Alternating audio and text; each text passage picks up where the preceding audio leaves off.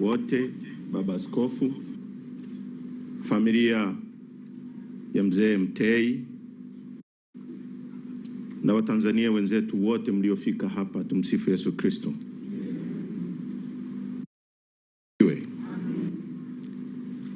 Familia ya mzee Mtei, kwanza pokeeni salamu za mwenyekiti wetu Mheshimiwa Tundu Lissu ambaye yuko gerezani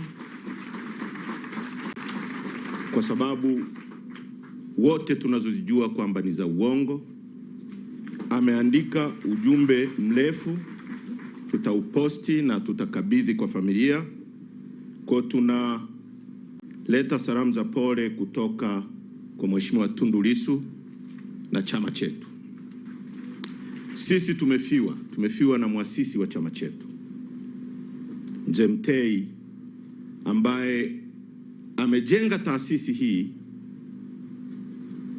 ambayo imekuwa chama kikuu nchini Tanzania. Sio chama kikuu cha upinzani, chama kikuu Tanzania. Sisi kwetu tumepoteza mtu wa muhimu sana.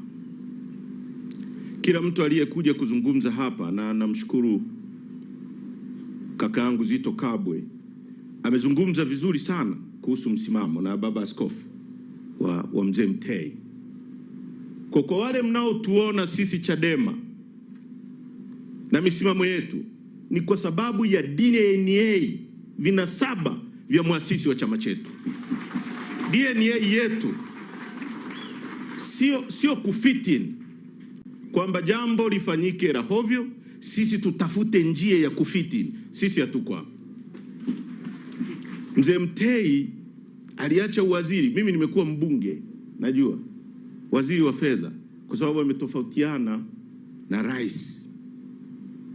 Na sasa hivi baba askofu ingekuwa hatari, kwa sababu angeweza kupotea au lolote lingempata.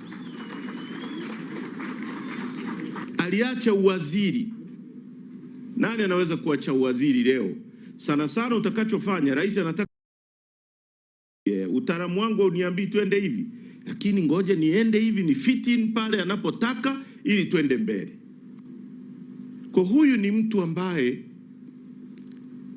ametujengea taasisi ambayo ni ya mfano, na sisi tunamkumbuka sana na tutamkumbuka. Nataka kuchukua nafasi hii kuwashukuru wanachama wetu wote waliotoka nchi nzima, mikoa yote wako hapa.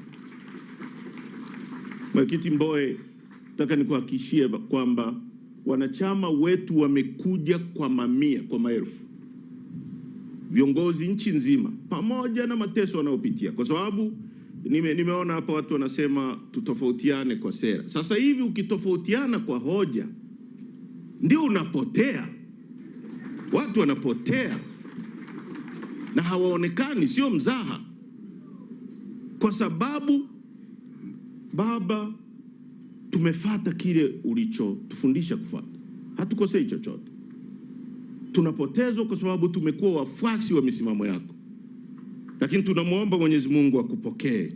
Nataka kuhakikishia Watanzania na wanachadema nchi nzima, chama chetu hakitayumba hata tone kutoka kwenye msimamo aliyoianzisha mzee huyu, kupigania haki za watu, kupigania uchumi shirikishi na kusema ukweli daima. Mwenyezi Mungu atubariki. Asanteni sana kwa kunipa nafasi ya kunisikiliza.